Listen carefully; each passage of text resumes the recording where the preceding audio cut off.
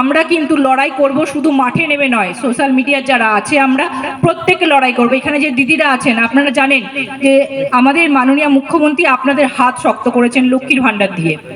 প্রতি মাসে রিচার্জ করার জন্য আর আপনাদের হাজবেন্ডের কাছে হাত পাততে হয় না, হয় কি? হয় না। আপনারা লক্ষ্মী ভান্ডারে টাকা জমিয়ে নিজেদের মনের ইচ্ছা পূরণ করেন। আপনারা আপনাদের সন্তানদের টিউশন ফিস দেন। অনেক মায়েরা আছে তারা ভাবেন যে বছরে একটা জামা কাপড় আমি আমার সন্তানকে কিনে দেবো, সেটাও কিন্তু আমরা লক্ষ্মী ভান্ডার টাকায় করে থাকি। ওষুধপত্র কেনা, শ্বশুর শাশুড়ি, নিজের মা বাবার অনেক প্রয়োজনে এই টাকাটা ব্যবহার করা হয়।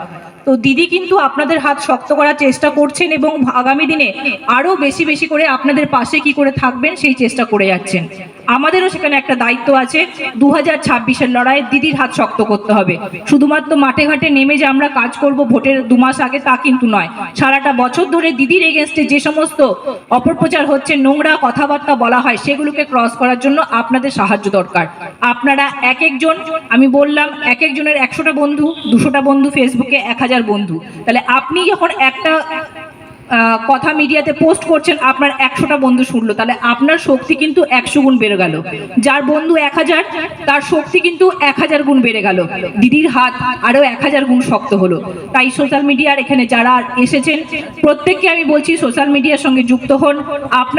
আপনারা নিজের প্রত্যেকে আমরা কর্মজীবনে ব্যস্ত। আমি একজন স্কুল শিক্ষিকা, এরকম প্রত্যেকেই কিন্তু এখানে কর্মজীবনে ব্যস্ত। সেই ব্যস্ততার মাঝেও সারাদিন কিন্তু আমরা কোনো না কোনো সময় ফোনটা খুলি। সেই ফোনে আমাদের একটা হোয়াটসঅ্যাপ গ্রুপ আছে, সেই গ্রুপে যুক্ত হন। এখানে